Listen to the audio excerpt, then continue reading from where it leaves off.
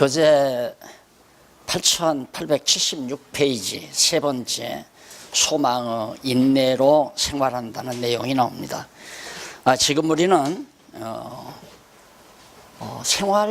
생활로 무장하는 우리 성도들이 더 나아가서 우리 목사님들이 성도들을 무장을 시키는데 뭘로 무장시키나? 생활로 무장을 시킨다.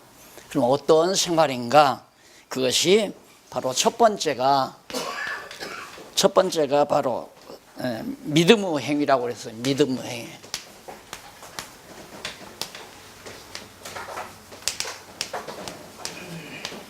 그 다음 두 번째가 사랑의 수고. 오늘 세 번째가 소망의 인내죠. 소망의 인내.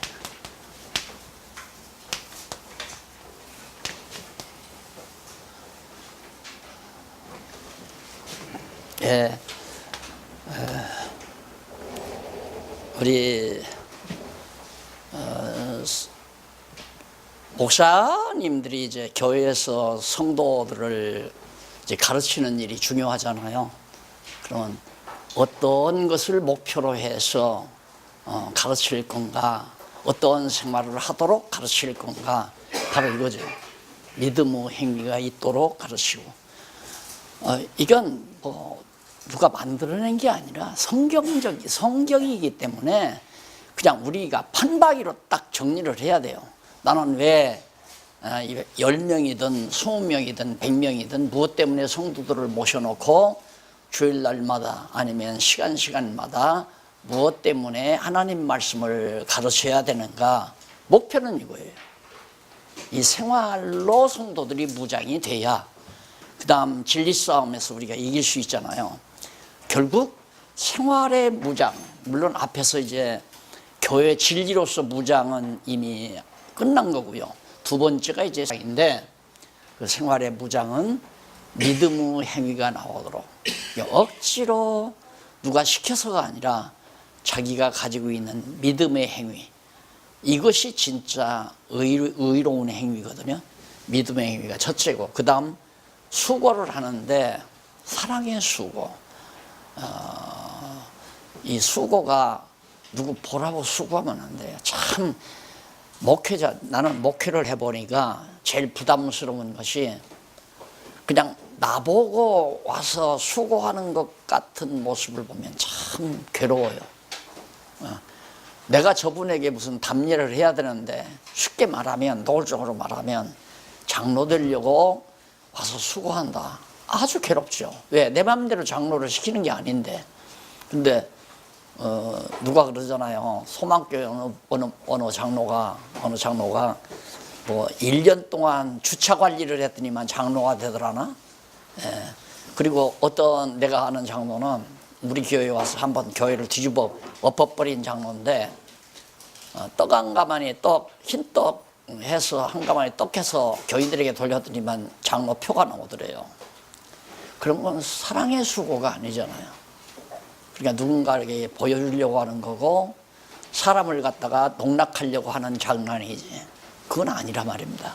그래서 사랑의 수고, 진짜 사랑함으로 하는, 예를 들면 아버지가 아침에 일찍 일어나서 작업복으로 갈아입고 공사판에 가서 땀 흘리고 벽돌을 전하고 수고하는 아버지의 수고는 자녀들을 위한 사랑의 수고 아니에요?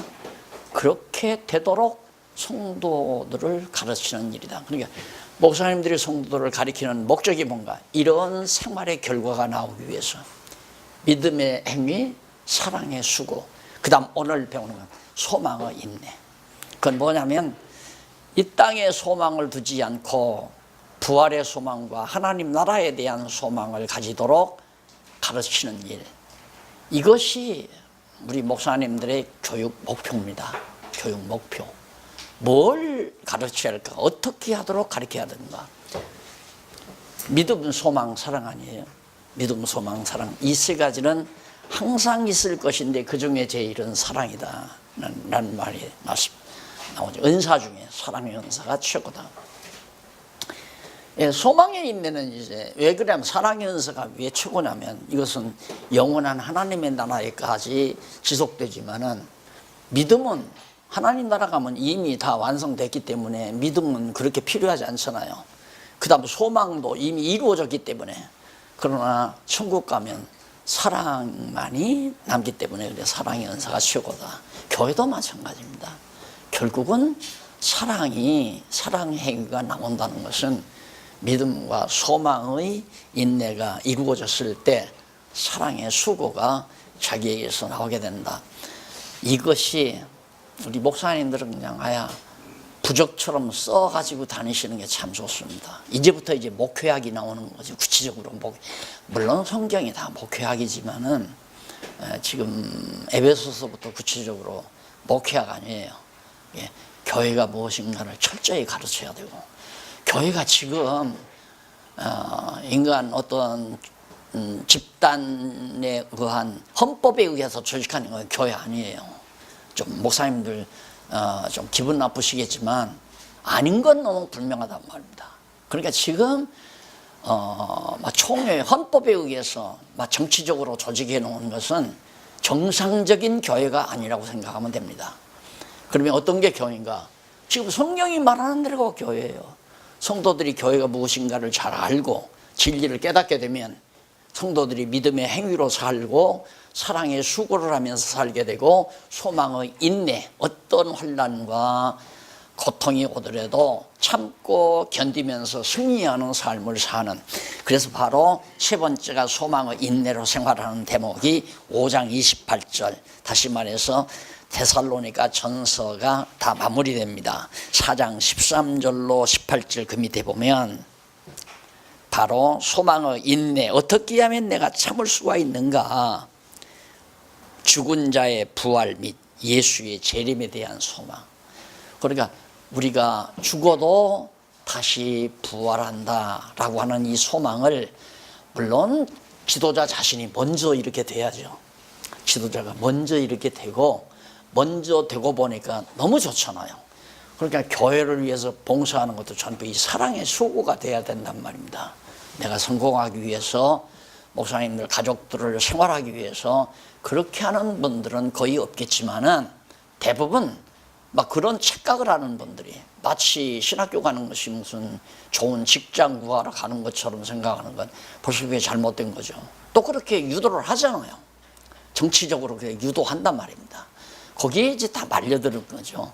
그러니까 목사님들도 정말 믿음의 행위, 사랑의 수고, 소망의 인내. 죄송해요, 제 얘기해서 제가 여러분들에 대한 사랑이 없다면 오늘 와서 이렇게 수고할 이유가 없죠. 오늘 또 나오는데 우리 둘째 딸놈이 아빠 조심해야 돼. 아빠 건강 챙겨. 이거 맞잖아요. 예. 지금 지금 한참 봄 좋잖아요. 공기 좋은 곳에 가서 시간 보내면 얼마나 좋아요. 그렇지만 사랑하는 마음이 없으면 안 되죠. 영혼에 대한 사랑이 없으면, 또 목사님들에 대한 사랑이 없으면 내가 이 강의를 5시간 걸쳐서 할 이유가 없잖아. 요즘 1시간 또 올렸다니까 더 딸이 난리예요. 아빠 정신 차리라고. 그래서 이 사랑의 봉사, 목회를 해도 정말 사랑하는, 영혼을 사랑하는 뜨거운 사랑으로 성도들을 가르치고 지도해 주는 일이 매우 중요하고, 소망의 인내는 나는 죽어도 부활한다. 어저께도 어느 장로님하고 차를 타고 가는데, 목사님 100살 남겨 사셔야 한다. 누구 맘대로. 당신 좋으라고 내 그래서 당신 좋으라고. 근데 좀 죄송한 얘기지만 나 늘 자꾸 죄송하다는 얘기를 하는데, 이제는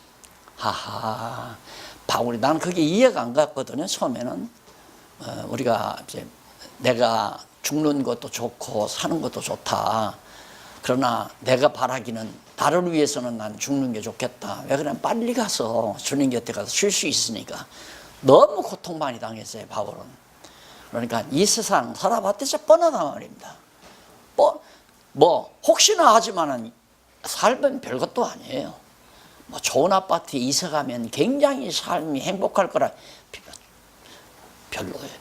새 빵 살 때나 좋은 아파트 갔을 때, 좋은 아파트 가서 그저 많이 가면 1년 간다고 그래요. 좋은 집 짓고 살면 많이 가면 1년 행복하다고.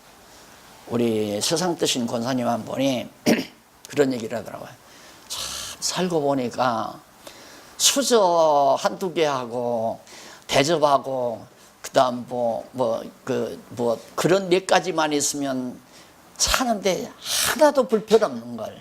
왜 그렇게 젊은 날 욕심스럽게 그냥 그런 욕심하고 살림 욕심내고 살았는지 후회스럽다고 그 말을 하더라고요.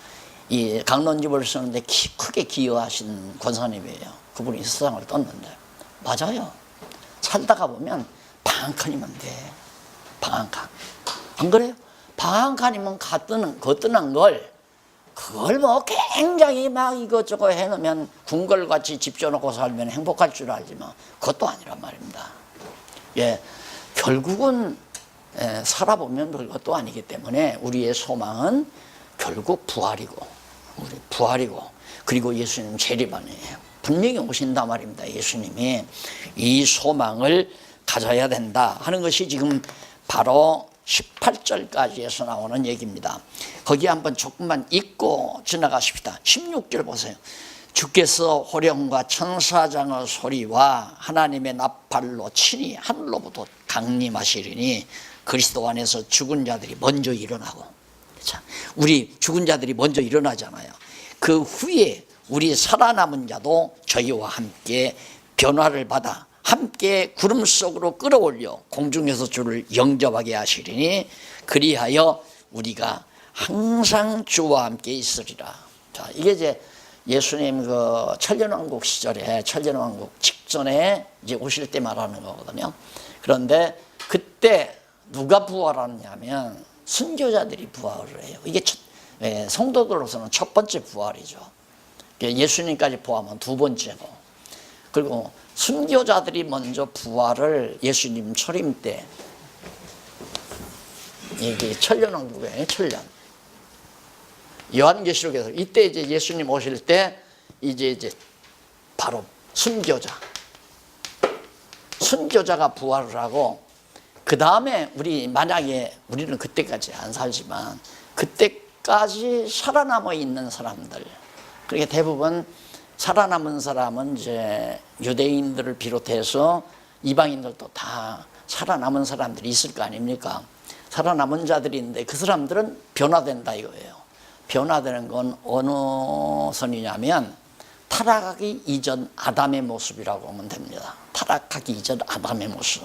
아직 영원히 살 수 있는 몸은 아니에요. 아직은 변화된 몸은. 그래서 그런 사람들이 변화가 되니까 주님이 공중에 재림하는데 땅에서 가만히 있어가지고 맞을 사람이 어디 있어요? 반가운 사람이 오면 저 대문 밖까지 막 뛰어나가잖아요. 그러듯이 부활체는 물론 뭐 공중으로 가는 거고 변화가 되니까 또 공중으로 갈 수도 있잖아요. 그래서 공중에서 영접해서 항상 천년 동안 그리스도와 함께 부활하신 순교자들이나 예수님은 상관없어요.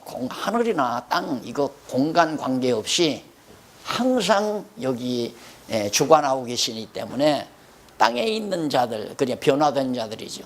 그들은 항상 그리스도 안에서 살게 되기 때문에 주와 함께 천년 동안 거하게 된다. 지금 그 얘기거든요. 이 소망이 우리에게 있다. 자, 그 다음에 이제 5장 1절로 11절에 보면 도적같이 강림하심으로 깨어 근신하고 덕을 세우며 생활해라. 그것이 이제 우리의 생활이 그러니까 도적같이 강림하신다. 그러니까 예수 강림이 우리의 소망이죠. 소망. 근데 이 예수 강림이 어떻게 보면 도적같이 온다. 도적같이 온다는 말은 누구에게 도적같이냐면 도적놈은 밤에 오잖아요. 어두움에 속한 자들에게는 도적같이 오는 겁니다. 빛의 자녀들에게는 도적같이 올 이유가 없어요. 알아요. 아, 주님 오실 날이 가깝다 하는 걸. 여러 가지 이제 돼지는 징조를 통해서 예수님 오시는 날이. 근데 이때쯤 되면 완전히 믿는 자가 하나도 없을 만큼 그렇게 타락된 때예요. 예수님 재림식 전에는 그리스도를 믿는 자가 하나도 없을 만큼. 그래서 완전히 여기 이제 그 짐승 권세가, 이게 이제 바로 에덴 동산에서 쫓겨난 뱀의 세력을 통해서, 그 짐승을 통해서, 사단이죠. 그걸 통해서 형성된 지상의 권세예요.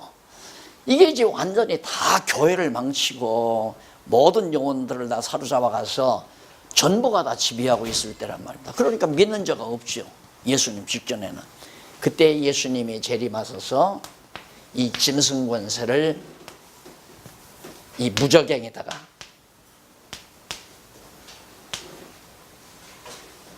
무저갱에다 이 손으로 짚는 거 보세요. 성격이 급해가지고.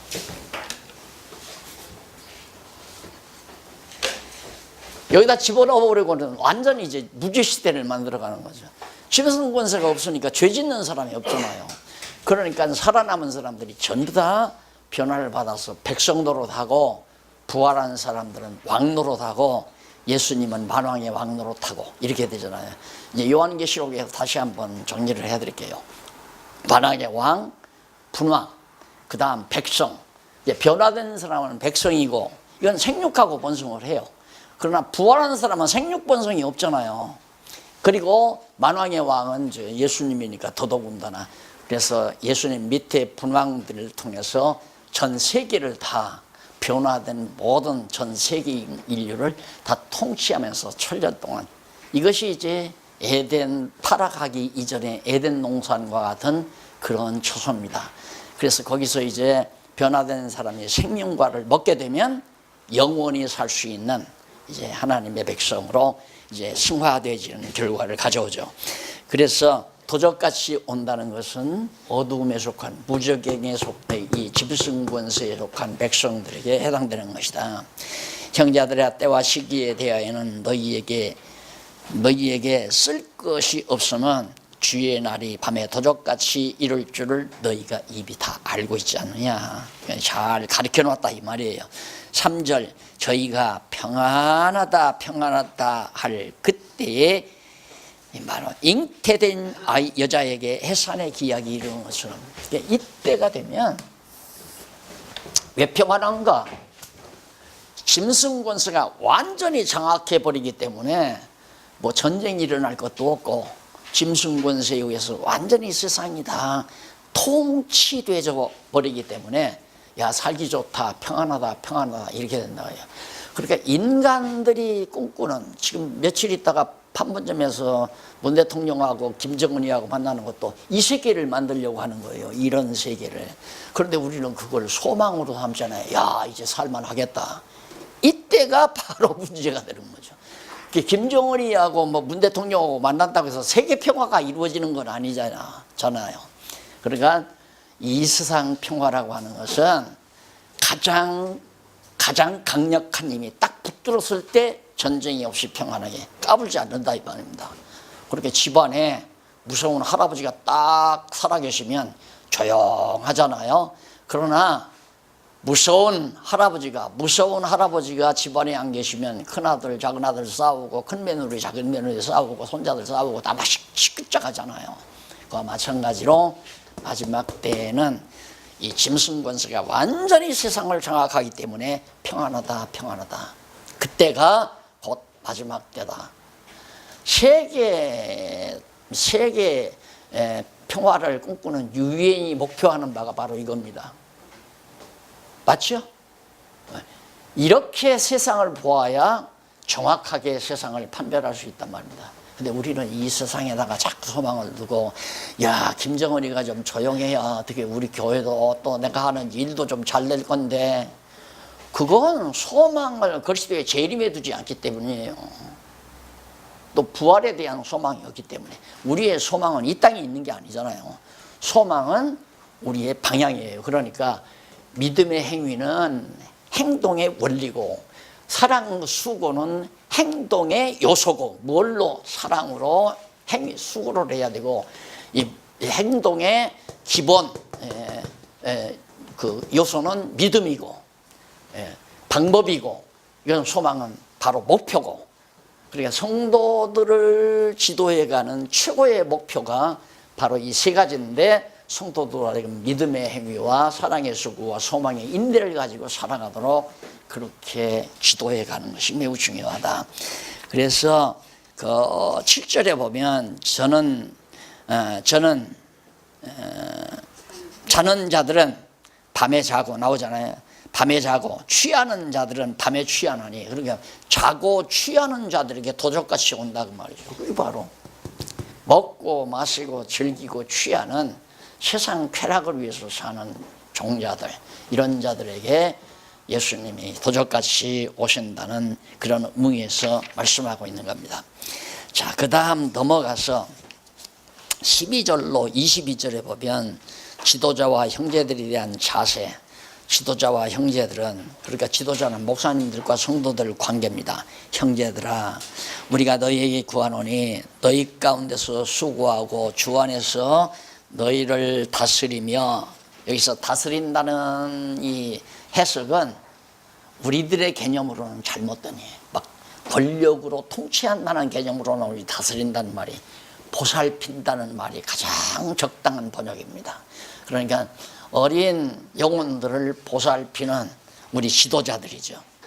그런데 우리는 지도라든가 다스린다는 말이 완전히 정치적으로 이해되잖아요. 왜? 6.25 동란 때 지도자, 지도자 해놓으면 완전히 권력을 가진 자, 다스리는 자, 이것도 또 권력으로 자꾸 생각을 하니까. 그래서 우리말로 보살피는 자, 후원하는 자, 이렇게 번역이 돼야 되는 얘기죠. 그런 자들을 너희가 알고 다 저의 역사로 말미암아 사랑 안에서 가장 귀히 여기며 너희끼리 화목하라. 그러니까 교회가 이렇게 됩니다. 성도들끼리는 화목하고, 또한 보호하는 목사님들은 귀히 여기고, 목사님들은 귀히 여기고 성도들끼리는 서로 화목하고, 이게 바로 가장 건전한 교회 모습이다. 그러면 귀히 여긴다는 것이 그냥 억지로 막 귀히 여기도록 노력을 해야, 내가 아주 권위를 세우고 내가 정말 힘을 쓰고 그래야 귀히 여긴다, 그건 아니에요. 그건 정치적인 거죠. 성도들이 볼 때, 저 목사님 없으면 안 돼, 저 목사님은 나의 영혼을 잘 지금까지 길러주신 분이야, 그러니까 귀히 여기죠. 그러니까 자녀들이 부모를 귀히 여기는 것도 사랑으로 자기들을 길러줬기 때문에 엄마 아빠는 오래 사셔야 돼, 이렇게 귀하게 여기는, 그걸 말하는 거예요. 그러니까 얼마나 우리 목사님들이 영혼들을 사랑으로 길러야 된다는 거, 보살펴야 된다는 거 알 수 있잖아요. 그렇게 해서 성도들끼리는 화목하고, 또한 지도자의 목사님들에 대해서는 귀히 여기는 그런 모습으로 그렇게 살아야 된다, 그런 얘기예요. 그러면서 14절, 또 형제들아 너희를 권하노니 주무 없는 자들을 권계하며 마음이 약한 자들을 안위하고 힘이 없는 자들을 붙들어주며 모든 사람을 대하여 오래 참으라. 여기 소망의 인내, 여기에서 다 속하는 거예요. 여기 참 무거하다. 그래서 소망의 인내를 가지면 그 14절 이하가 나오잖아요. 너희를 권고하노니, 소망의 인내를 가진 자, 규모 없는 자들을 권계해라. 규모 없다는 말은 돈도 없으면서 막 풍풍 돈 쓰고 다니는 사람, 돈도 없으면서 그냥 활량처럼 사는 사람, 이 규모 없는 사람이에요. 또 별로 정말 여유도 없으면서 호화로운 옷이나 입고 다니고 몸치장이나 하고 있고 화장이나 짙게 하고 있고, 남자도 정말 항상 거들대고 그렇게 살아가는 사람, 일도 없이 그냥 활량처럼 살아가는, 그게 다 모두가 규모 없는 삶이거든요. 그래서 이런 자들을 권계하여 마음이 약한 자들을 안위하고, 심약한 자들이 많잖아요. 늘 두렵고 망할까봐, 병들까봐 해서 심약한 자들을 항상 위로해서, 그리고 힘이 없는 자들을 붙들어주고, 언제나. 그래서 이게 그래요. 양을 먹이는 목동도 양이 이제 수백 마리가 이렇게 있으면 다리 저는 양이라든가 조금은 유약한 양이 있잖아요. 풀을 좋은 곳에 가서 뜯어 먹으려고 하면 강한 양이 막 밀치고 먹지 못하게 만들고, 그러면 목자는 그 심약한 양을 특별히 보호해 주잖아요. 그와 똑같은 거란 말입니다. 교회도 목사님들이 할 일이라는 것이 성도들이 다 똑같지 않아요. 경제력이 있는 사람, 몸이 건강한 사람, 사회적인 지위가 있는 사람, 이런 사람들은 내버려둬도 잘 커요. 말씀만 잘 가리키면. 그러나 돈도 없고 몸에 병도 들고 사회적으로 힘도 없는 사람은 항상 근심, 걱정, 염려 속에서 살아야 돼.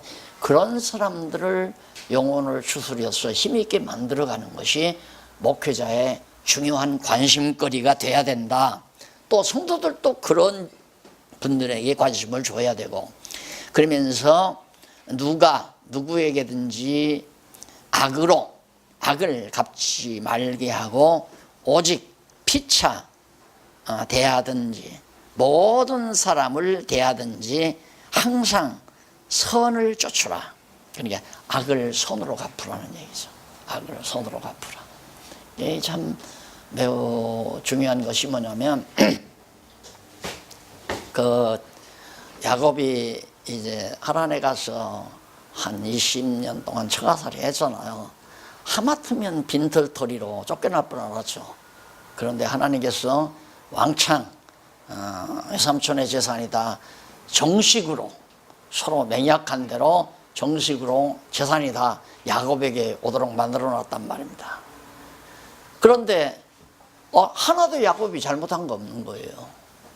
그런데 야곱을 갖다가 이제 어떻게 막 외삼촌이 잘못하려고 하니까 밤에 도주했잖아요. 다 끌고 야곱이. 근데 외삼촌이 막 도전해 와요. 누가 악한 거예요? 외삼촌이 악하잖아요. 악한데 야곱이 그걸 선대하지 않습니까? 그리고 요셉이 애굽에 갔을 때 정말 아무런 죄도 없이 감옥에 갇혔어요. 형제들이 팔아가지고. 그게 나중에 총리가 됐잖아요. 형제들이 곡식을 팔러 왔어요. 그런데 악을 악으로 갚지 않았어요. 요셉이 내가 당신들의 동생 요셉입니다 하고 딱 신분 공개하니까 그때부터 겁나는 것이, 야, 큰일 났다 이제. 내가 너 때문에 팔아먹었잖아. 네가 팔자고 했잖아. 그리고 쥐들끼리 난리라. 그런데 요셉이 선대하잖아요. 형님들은 나를 해하려고 나를 애굽에 팔았지만 하나님은 그걸 선으로 바꾸셨습니다. 아무 걱정하지 마십시오. 내가 형님들의 자녀들 내가 다 키우고 다 성장시킬 겁니다. 이것이 악을 선으로 갚는 행위죠. 근데 이렇게 가르쳐 놓으면 그렇게 되게 돼 있다니까요. 사람이 그렇게 되는 게 아니에요. 하나님의 말씀의 능력이 그렇게 살아가도록. 세상 살다 보면 억울한 일이 참 많잖아요. 그래서 억울하기 때문에 억울한 것을 세상 법정에 가서 만회하려고 노력하는 것이 보통 인간들이 해가는 일이죠. 그러나 우리는 대법관보다도 더 그분의 법관이 하늘에 계시잖아요. 이거 안 믿어지면 목회하지 말아야죠. 세상 대법관 믿어지려면. 그러니까 지금 우리 큰 교단 전부 지금 소송해가지고 신학교 총장이 소송하고 막 누가 소송하고 해서 가서 이제 형 받아서 구류들이는 사람도 있겠죠. 이게 교회가 아니라는 얘기예요. 교회가 아니에요. 하나님 살아계시다는 거 확실히 무슨 고신파에서 무슨 고발하지 말라는 파하고 고발하라는 파하고 해서 파가 갈렸다고 그러는데, 하라 하지 말라가 아니라 저분이 믿어지면 대법관보다도 더 월등한 최대 재판관이신 하나님이 살아계시다고 믿어진다면 그분 의지하고 살아야죠. 억울해도 인내하고. 그렇잖아요.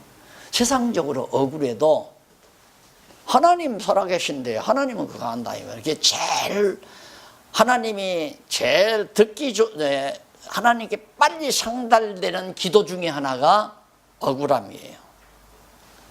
목사님들이 예를 들어 억울함을 당하죠. 그 기도는 하나님이 반드시 상달시키잖아요. 초기부터 그랬잖아요. 아니 아벨이 무슨 죄가 있어요. 아벨은 아무 죄가 없잖아요. 근데 형 가인 놈이 패 죽여버렸잖아. 쳐 죽였단 말입니다. 얼마나 억울해요. 근데 아벨은 이미 죽었는데 하나님께서 또 가인에게 나타나서 핏소리가 내게 호소하더라. 핏소리가 내게 호소하더라. 여러분, 남의 돈 10만 원이든 100만 원이든 떼먹는 거 그거 좋은 거 아니에요. 그거 뗐다고 법에 호소할 수도 없고 억울하지만 그냥 꿀꺽꿀꺽 참는 거 그거 하나님 앞에 상달되는 거라니까. 그러니까 억울하게 당하는 걸 내기도 상달시켜 주는구나 하고 이게 정말 믿어져야 되거든요. 정말 믿어져야 돼요. 아니 우리가 성경 달달달달 지식적으로 알면 뭐해요? 그것이 정말 내 경건 생활과 직결돼야죠. 겁날 게 없잖아요. 정말 최고의 재판관님이 계시니까. 그래서 바로 지금 이런 얘기가 나오는 겁니다.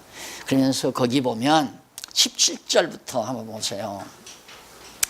항상 기뻐하라, 쉬지 말고 기도하라, 범사에 감사하라. 이는 그리스도 예수 안에서 너희를 향하신 하나님의 뜻이다. 어떻게 해야 하나님의 뜻대로 사는 거예요? 이렇게 살면 항상 기뻐하고 쉬지 말고 기도하고 범사에 감사하는 삶이 나오는 거죠. 이렇게 살면, 이렇게 살도록 가르치면 항상 기뻐하고 쉬지 않고 하나님의 뜻을 구하고 범사에 어떠한 일도 억울하게 당해도 감사하고.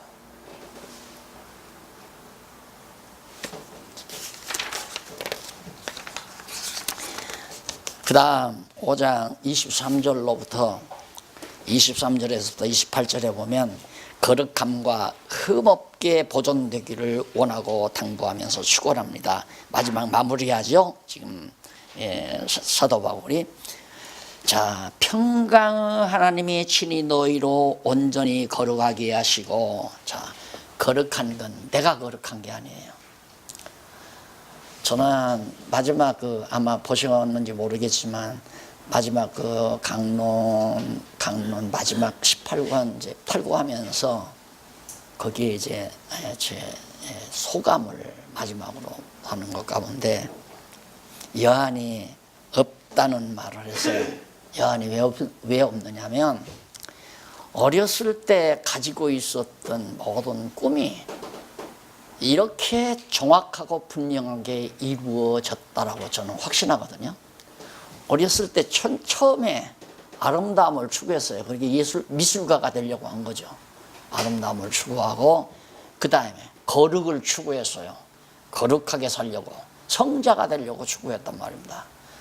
그런데 야 진짜 아름다움이 무엇인가를 정말 이 세상에 속한 꽃이 아름답고 자연이 아름답고 콧대가 아름답고 눈이 아름답고 이런 아름다움이 아니더라니까. 아름다움이라는 것은 결국 하나님이 지어놓으신 모든 그 하나님의 속성 자체가 아름다운 속성이고 선한 것이 아름답고 진선미 그러잖아요. 진선미가 우리는 따로따로라고 생각하지만 안 그래요.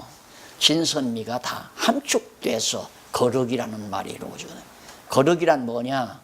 인간의 진선미를 초월해버린 거. 그걸 거룩이라고 그래요. 그러면 내가 성자가 되려고 한 것은 거룩하게 살려고 하는 거란 말입니다.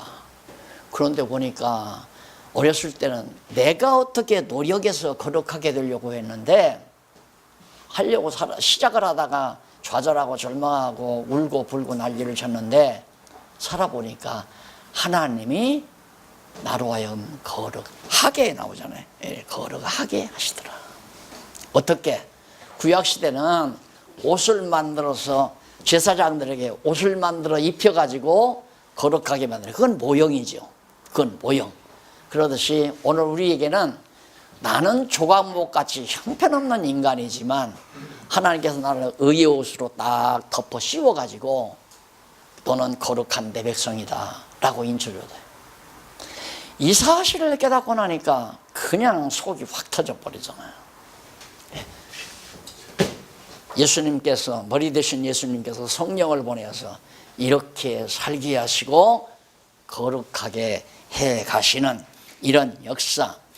그래서 거룩함과 온전히 거룩하게 하시고 또 너희 온 영과 혼과 몸이 우리 주 예수 그리스도에 강림하실 때에 흠없게 되시기를 원한다. 하나님께서 다 흠없게 보존되기를, 보존된단 말은 피동사 아니에요. 예수님께서 그렇게 우리를 보존해 주시기를 원한다 그 말이에요. 우리 능력으로 안 돼요. 우리 능력으로. 근데 여기 영과 혼과 몸이라고 하는 것은 우리 육체 전체를 포함하는 겁니다. 이것이 인간의 구성 기본 요소를 말하는 게 아니고, 그래서 자꾸 3분설 하는 건 여기를 놓고 3분설을 얘기하는 거거든요. 혼이라고 하는 것은 영과 육이 하나 된 상태에서 마음의 작용으로 나타나는 것이 혼이라고 그래요. 그건 기본 요소가 아니에요. 기본 요소는 하나님의 영과 피조물 중에서 취한 우리의 육체와 그것이 번복돼서 흙으로 만들어서 하나님의 생명의 기운을 집어넣었을 때 생명이 됐잖아요. 거기에서 작용하는 것이 이제 혼의 작용을 한단 말입니다. 그러니까 혼은 인간의 구성의 기본 요소가 아니라 3분설은 틀린 얘기예요. 2분설이에요. 자, 그 다음 넘어가서 자, 두 번째 나옵니다. 앞에서 거룩한 생활의 요소를 배웠죠. 1번에서는 요소를 배웠어요. 거룩한 생활에. 그 다음에 2번에서는 요소가 아니라 실제 문제예요. 거룩한 생활의 원리라고 해도 돼요. 원리라는 이거 아니에요. 믿음, 소망, 사랑의 원리에 의해서 거룩한 생활이 이루어진다. 이렇게만 살게 하면 진짜 성도가 되는 거죠. 그런데 이것이 사람의 힘으로 되는 게 아니에요. 가르치는 자에게 성령 감동해서 깨닫게 해서 이걸 성도에게 가르칠 때 성령의 교통하심에 의해 성도들이 깨닫고 성령의 능력으로 믿음의 행위를 행하게 하고 사랑의 수고를 하게 만들고 소망이 인내를 하며 살도록 하는 기본 거룩한 생활의 요소가 이루어진다 이 말이에요. 자, 그럼 다 됐죠. 요소대로. 그러니까 지금 우리 목사님들의 생활이나 성도들의 생활이 마찬가지죠. 내가 성도들을 어떤 목표를 정하고 목표를 할 것인가, 이게 목표예요. 거룩한 생활. 앞에서는 복음에 합당한 생활, 우리가 빌립보, 골로새 다 복음에 합당한 생활 아니었어요? 복음에 합당한 생활, 굳은 믿음의 생활이 이제 빌립보, 골로새였고, 데살로니가 전서는 요소고 후서는 지금 실제란 말입니다. 그럼 실제로 거룩한 생활의 실제가 나오는데 밑에 보면 양쪽 가로 1번 가운데 합당한 성도, 합당한 성도. 성도로 당연히 합당한 생활이 다 똑같은 비슷한 얘기예요. 합당한, 그게 뭐냐면 이제 믿음, 소망, 사랑이죠. 이런 행위로 살아가는 것이 성도의 합당한 생활이다. 믿음의 행위, 사랑의 수고, 소망의 인내, 이렇게 살아가도록. 그러니 우리가 늘 주일날마다, 새벽마다, 금요일마다 시시때때로 성도들을 가리키는 목표를 여기에 두는 거. 그러니까 이렇게 믿음의 행위를 해야 됩니다 하는 게 아니라 믿게 만들면 행위가 나오잖아요. 사랑하는 마음을 갖게 되면 수고가 나오고, 사랑하는데 수고가 안 나온다? 천만의 말씀이요. 사랑하면 수고가 나와요.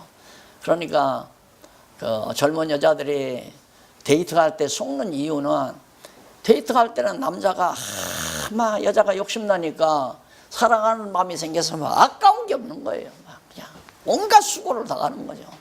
자기 여자친구가 좋아하면 뭐라도 다 가주는 거야. 거기에 이제 쏘가 넘어가잖아요.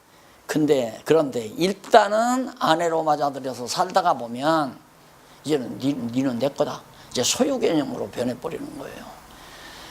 연애 시절에는 사랑의 대상이었던 게 결혼 딱 이루어서 혼인신고 딱 해놓으면 소유 개념으로 바뀌어요. 너는 내 여자.